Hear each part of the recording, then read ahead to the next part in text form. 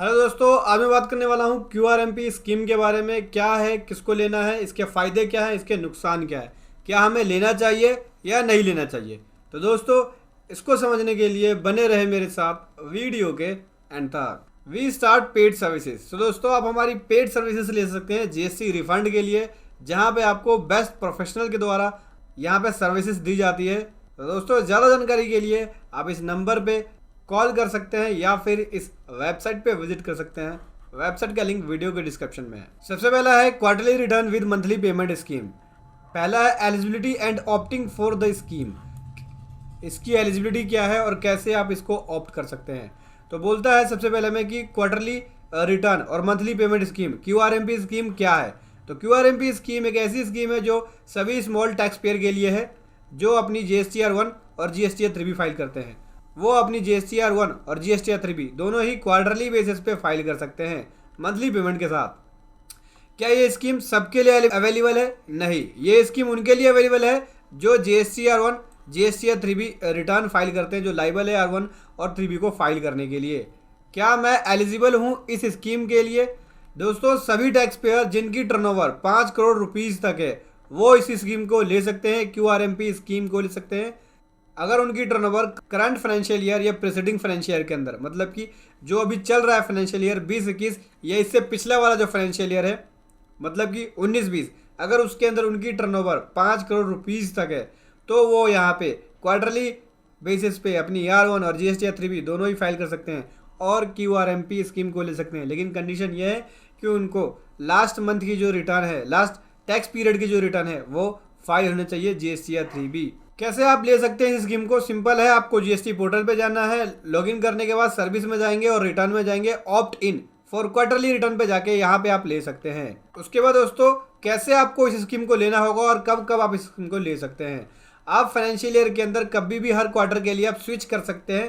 अगर आपको QRMP scheme पसंद नहीं है तो मंथली में भी जा सकते हैं, लेकिन इसकी एक टाइम लिमिट है। जैसे कि मान लीजिए अगर आपको फर्स्ट क्वार्टर के लिए लेना है अप्रैल मई जून का, तब आपके पास टाइम होगा फरवरी, इससे पिछले वाला क्वार्टर जो है, मतलब कि अगर मैं बात करूं आप लेना चाहते हैं 20-21, ठीक है, 20-21 के लिए फर्स्ट क्वार्टर में, तब आपके पास जो टाइम होगा 1 फरवरी से लेके 30 अप्रैल तक होगा, ठीक है।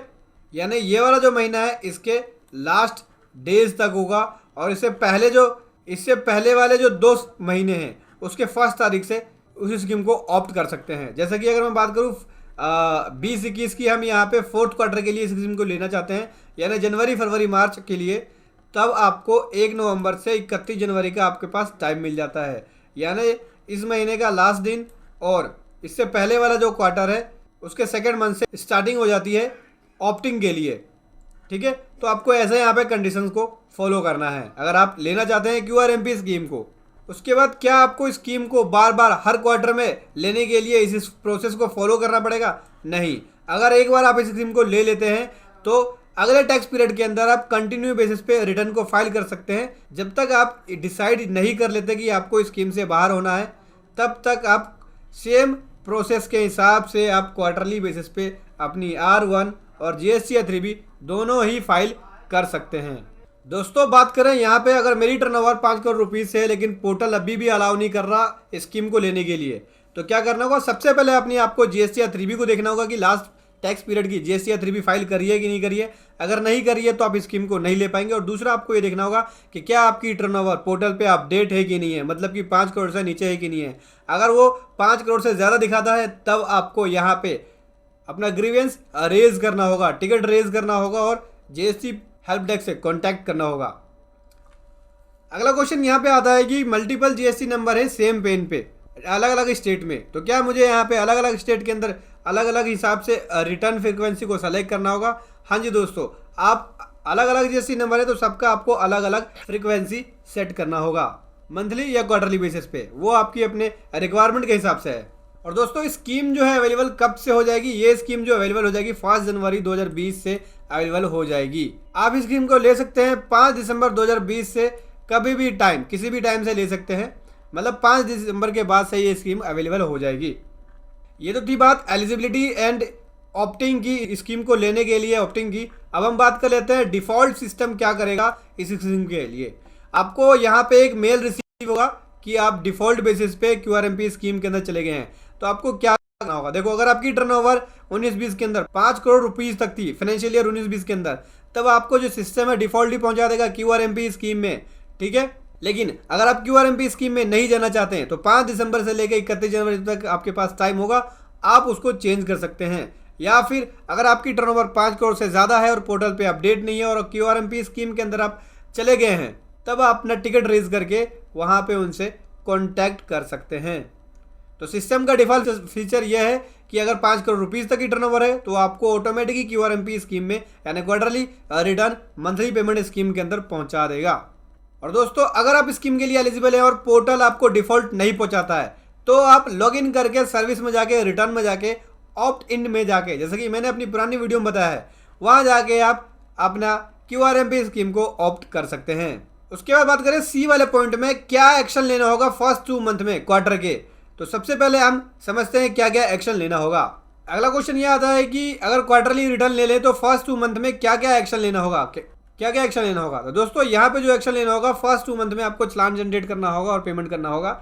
तो यहाँ पे जो पेमेंट के मेथड है 2 मेथड है, एक तो सेल्फ असेसमेंट बेस पे आप अपनी जो लायबिलिटी बनती है आपकी सेल्फ असेसमेंट बेस पे आप कंसीडर कर सकते हैं, मतलब इनपुट लेने के बाद जो आपका आउटपुट टैक्स बना वो आप पे कर सकते हैं, या फिर आप 35% का टैक्स पे कर सकते हैं चालान को जनरेट करके अगर आप जीएसटी 3B क्वार्टरली फाइल करते हैं। और अगर आप जीएसटी 3B मंथली लेते हैं तब आपको 100% की कैश लायबिलिटी पे करनी पड़ेगी। ये दोस्तों आपको करना है पहले 2 महीने के अंदर वर्किंग। दैट मीन्स अगर मैं बात करूं तो यहाँ पे एक्शन क्या लेना होगा, पहले 2 महीने में आपको टैक्स पे करना पड़ेगा। रिटर्न क्वार्टरली फाइल कर सकते हैं लेकिन टैक्स जो है मंथली पे करना पड़ेगा। तो टैक्स पे करने के 2 मेथड हो गए, सेल्फ असेसमेंट मेथड और फिक्स सम मेथड। तो सेल्फ असेसमेंट मेथड में बता दिया मैंने आपको, इनपुट कंसीडर करके जो आपका आउटपुट बनता है वो जमा कर सकते हैं। या फिर फिक्स सम मेथड में भी 2 मेथड हो गए, एक 35% का टैक्स पे कर सकते हैं अगर आप जीएसटी 3B क्वार्टरली बेसिस पे लेते हैं तो पहले 2 महीने में 35% का टैक्स जमा कराना पड़ेगा। जितना आपने लास्ट टैक्स पीरियड के अंदर जमा कराया होगा उसका 35% लेंगे, ठीक है।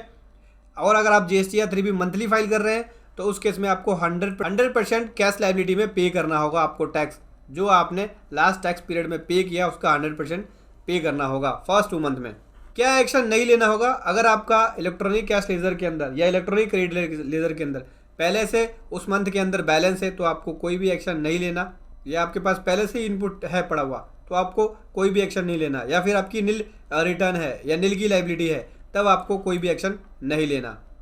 कब आपको यहाँ पे चालान जनरेट करके जमा कराना होगा, 25 तारीख तक। हाँ जी दोस्तों 25 तारीख तक टाइम मिलता है, हर महीने के बाद वाले महीने के नेक्स्ट मंथ तक 25 तारीख तक टाइम मिलता है कि आप चालान जनरेट करके जमा करा सकते हैं। जैसे कि जनवरी की बात करूँ तो 25 फरवरी तक आपको चालान जनरेट करके जमा कराना पड़ेगा।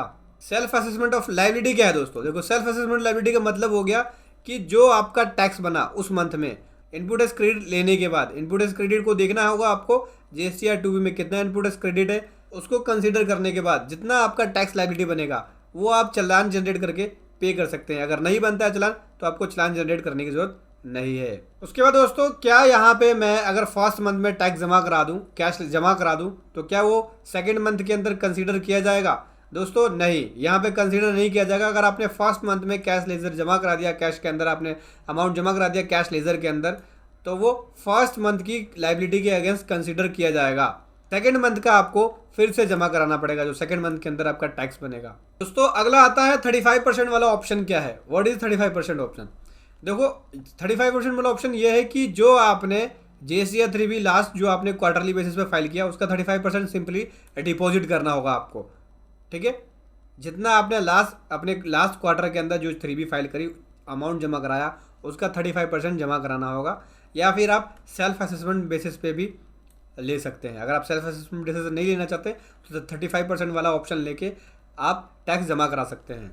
और अगर आप मंथली बेसिस पे अपनी जीएसटी 3B को आपने फाइल किया है तो आप 100% जमा कराएंगे जो आपने लास्ट मंथ के अंदर अपनी जीएसटी 3B में आपने अमाउंट जमा कराया है कैश में, उसका 100% जमा कराना पड़ेगा। तो दोस्तों क्या करना होगा, जब आप चालान को जनरेट करने को तो रीजन सेलेक्ट करना होगा, monthly payment for quarterly return 35% आप रीजन सेलेक्ट कर लेंगे, ठीक है। ये ऑटोमेटिक ही कैलकुलेट कर लेगा जो आपने लास्ट रिटर्न फाइल करी है उसके हिसाब से। अगला आते हैं दोस्तों कि सेल्फ असेसमेंट वाला या 35% वाला जो ऑप्शन है क्या सभी के लिए होगा ये? दोस्तों समझना किसके किसके लिए आपको ये ऑप्शन मिलता है, सेल्फ असेसमेंट वाला जो मेथड है या फिर 35% वाला। देखो यहाँ पे सेल्फ असेसमेंट वाला जो मेथड है वो सभी टैक्स पेयर के लिए अवेलेबल है। 35% वाला जो मेथड है वो किसके लिए अवेलेबल नहीं होगा, जो नए टैक्स पेयर हैं उनको नहीं होगा, और जिन्होंने ऑप्ट आउट किया हुआ है कॉम्पोजिशन स्कीम को उनके लिए नहीं होगा, और जिन्होंने अपनी लास्ट जीएसटी या 3B को फाइल नहीं किया है उनके लिए नहीं हो पाएगा 35% वाला ऑप्शन। दोस्तों यहाँ पे क्या मैंडेटरी है एक्सरसाइज करना ऑप्शन को लेने के लिए 35% वाले को? नहीं दोस्तों, कोई भी मैंडेटरी नहीं है। आप सेल्फ असेसमेंट बेसिस पे या 35% के हिसाब से अपने हिसाब से आप टैक्स को जमा करा सकते हैं जिस मंथ का आप कराना चाहते हैं। दोस्तों क्या यहाँ पे कोई लेट फीस देना होगा अगर मैं टैक्स की पेमेंट लेट करूँ तो पहले 2 महीने में? तो दोस्तों कोई भी लेट फीस नहीं देना होगा और अगर आप पहले 2 महीने के अंदर टैक्स को लेट जमा कराते हैं तो। दोस्तों क्या मैं यहाँ पे रिफंड ले सकता हूँ जो मैंने अमाउंट डिपॉजिट करा दिया है पहले महीने या दूसरे महीने में? दोस्तों आप रिफंड नहीं ले सकते। अगर आपने अमाउंट जमा करा दिया पहले महीने या दूसरे महीने के अंदर तो आप रिफंड तभी ले सकते हैं जब आपकी कंप्लीट टैक्स पीरियड की रिटर्न फाइल होगी। दैट मीन्स जब तक आपकी जीएसटी या 3B उस क्वार्टर की पूरी कंप्लीट फाइल नहीं होगी तब तक आप रिफंड क्लेम नहीं कर सकते हैं। और दोस्तों ना ही आप उस अमाउंट को यूटिलाइज कर सकते हैं किसी भी पर्पज़ के लिए जब तक कंप्लीट टैक्स पीरियड की रिटर्न फाइल नहीं होगी। तो उसके बाद अगली बात कर लेते हैं हम detail on viewing GSTR 2A and GSTR 2B। GSTR 2A और जीएसटीआर 2B क्या ये भी क्वार्टरली बेसिस पे देखना होगा? तो दोस्तों जीएसटीआर 2A और जीएसटीआर 2B आप देख सकते हैं जो कि हर महीने अवेलेबल हो जाएगा। जीएसटीआर 2B जो क्वार्टरली है वो भी जल्दी अवेलेबल हो जाएगा पोर्टल पे। तो जब जीएसटीआर 2B अवेलेबल हो जाएगा जो क्वार्टरली टैक्स पेयर है उनको 3rd महीने के अंदर जीएसटीआर 2B अपने डैशबोर्ड पे दिख जाएगा। एक्शन क्या लेना होगा लास्ट मंथ के अंदर समझते हैं। क्वार्टर के अंदर पहले आपको क्या क्या एक्शन लेना होगा? सबसे पहले आपको यहाँ पे जो फाइल करनी होगी अपनी जीएसटीआर 1 और जीएसटीआर 3B फाइल करनी होगी लास्ट मंथ में उस क्वार्टर के, और आपको जो आपने टैक्स जमा कराया है फॉर्म जीएसटीआर 3B के पेमेंट पेज में पहले महीने का और दूसरे महीने का टैक्स दिख जाएगा। और लास्ट डेट क्या है दोस्तों यहाँ पे R1 या जीएसटीआर 3B को फाइल करने की? तो दोस्तों यहाँ पे जीएसटीआर 1 को फाइल करने के लिए लास्ट डेट है वो 13 तारीख है। हर क्वार्टर के खत्म होने के बाद 13 तारीख तक आपको जीएसटीआर 3B का फाइल करनी है। जैसे कि मैं बात करूँ अगर आप जनवरी से मार्च के लिए ले रहे हैं तब आपको 13 अप्रैल तक फाइल करनी होगी अपनी R1। क्वार्टर खत्म होने के 13 दिन के अंदर आपको फाइल करनी होगी R1। और जीएसटीआर 3B की जो डेट है वो ग्रुप वाइज है। 2 स्टेट का अलग अलग ग्रुप बना हुआ है, ग्रुप 1 ग्रुप 2। तो वो अपने हिसाब से ग्रुप 1 की 22 तारीख हो गई और ग्रुप 2 की 24 तारीख हो गई, तो उसके हिसाब से जीएसटीआर 3B फाइल होगी।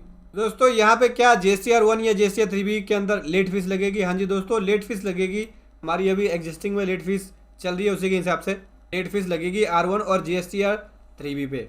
ऑप्शनल फैसिलिटी है इनवॉइस फर्निशिंग फैसिलिटी। क्या है ये IFF फैसिलिटी? IFF फैसिलिटी ये है कि आप पहले 2 महीने के अंदर इस फैसिलिटी का यूज़ करके अपने इन्वॉइसेस को डिक्लेयर कर सकते हैं, ठीक है, जैसे आप R1 में करते हैं। P2B इन्वॉइसेस, डेबिट नोट और क्रेडिट नोट को आप डिक्लेयर कर सकते हैं। ये फैसिलिटी दोस्तों ऑप्शनल है, मैंडेटरी नहीं है। चाहे तो आप इसका ले सकते हैं, इस फैसिलिटी का यूज़ कर सकते हैं, या फिर आप R1 का यूज़ करके ही रिटर्न को फाइल कर सकते हैं। ये ऑप्शन जो अवेलेबल होगा पहले महीने और दूसरे महीने में होगा उस क्वार्टर के। हर क्वार्टर के पहले महीने और दूसरे महीने में आपको ये वाला ऑप्शन दिख जाएगा, IFF फैसिलिटी दिख जाएगी। और हर महीने के ख़त्म होने के बाद 13 तारीख तक आपको इस फैसिलिटी का यूज़ करना है। 13 तारीख के बाद ये एक्सपायर हो जाएगा। मतलब कि अगर आप जनवरी के लिए लेना चाहते हैं, जनवरी के लिए आप IFF फैसिलिटी का यूज़ करना चाहते हैं तो 13 फरवरी तक करना होगा आपको यूज़, या फरवरी का ले रहे हैं तो आप 13 मार्च तक कर सकते हैं यूज़। 13 तारीख के बाद आप इस फैसिलिटी का यूज़ नहीं कर पाएंगे, ये क्लोज हो जाएगा। IFF फैसिलिटी का यूज़ नहीं कर पाएंगे। उसके बाद आप अपनी R1 के अंदर इन्वॉइसेस को डिक्लेयर कर सकते हैं। यूज़ करना चाहते हैं तो यूज़ कर सकते हैं और वो आपको ऑटो पॉपुलेटेड होकर सामने वाले टैक्स पेयर को जीएसटीआर 2A या जीएसटीआर 2B के अंदर दिख जाएगा। और आपको दोस्तों अगर आप IFF का यूज़ करते हैं तो दोबारा आपको डाटा एंटर करने की ज़रूरत नहीं है। IFF के अंदर जो आपने इन्वॉइसेस रिपोर्ट किया है वो आपको दोबारा जीएसटीआर 1 में रिपोर्ट करने की ज़रूरत नहीं है। बैलेंस इन्वॉइसेस को आप जीएसटीआर 1 में दिखा सकते हैं अगर आप IFF का यूज़ करते हैं। तो दोस्तों क्या यहाँ पे क्वार्टरली फाइलर जो है नील रिटर्न फाइल कर सकता है एसएमएस के जरिए? बिल्कुल दोस्तों, यहाँ पे नील रिटर्न फाइलर क्वार्टरली बेसिस पे रिटर्न को फाइल कर सकता है एसएमएस के जरिए भी। ये आपको नंबर है, इस नंबर पे नील जीएसटीआर 1 मैसेज करना होगा या नील जीएसटीआर 3B मैसेज करना होगा। ऐसे मैसेज करना होगा, ये देख सकते हैं, नील जीएसटीआर 3B जीएसटी नंबर और मंथ और ईयर देना होगा। ऐसे ही R1 के लिए करना होगा। क्या रिफंड मिलेगा क्वार्टरली टैक्स पेयर को? बिल्कुल दोस्तों, अलाउ है यहाँ पे, लेकिन लास्ट मंथ की जो उस क्वार्टर की जो लास्ट मंथ है उसकी जीएसटी या 3B फाइल होनी चाहिए, तभी यहाँ पे टैक्स पेयर को रिफंड मिल जाएगा। दोस्तों ये था QRMP स्कीम जो मैं आपके सामने ले गया। वीडियो कैसी लगी जरूर बताएं। Thank you so much. जय हिंद, वंदे मातरम।